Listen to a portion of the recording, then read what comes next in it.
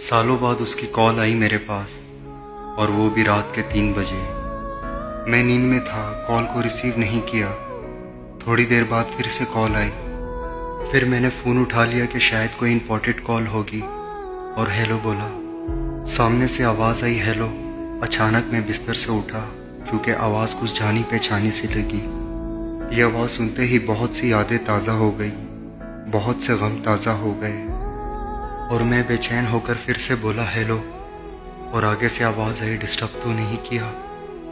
मुझे जवाब देते हुए भी घबराहट हो रही थी कि हाँ बोलूँ या ना बोलूँ, कुछ समझ नहीं आ रहा था। मेरे दिल में सवालों का समंदर घूमने लगा कि आखिर क्यों इतने सालों बाद मेरी याद आई। मैंने हिम्मत करके बोला नहीं बोलो। उसने कहा कैसे हो? मैंने कहा ठीक, और तुम? और आगे से रोती हुई आवाज़ में कहने लगी ठीक नहीं हूँ। अब मैं और भी कंफ्यूज होने लगा कि यह हो क्या रहा है। इतने सालों बाद रात को कॉल आती है और रोना निकल गया।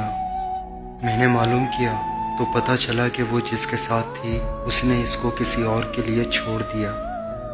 वो जैसे बता रही थी कि उसे रोकने के लिए मैं बहुत गिड़गिड़ाई, मिन्नतें की। इसी तरह मैं भी गिड़गिड़ाया था एक दिन।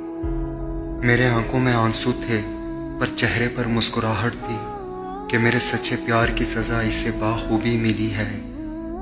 वो रोते रोते मुझसे माफ़ी मांगने लगी कि मुझे माफ़ कर दो, मैंने आपके सच्चे प्यार की कदर नहीं की, मुझे माफ़ कर दो। मेरे आंखों में आंसू आ गए और कहा मैंने तुम्हें माफ़ कर दिया। फिर उसने मुझसे पूछा क्या तुम मुझे अपनाओगे?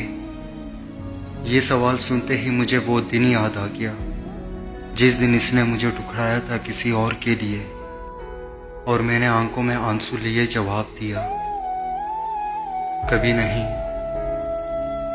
कभी नहीं।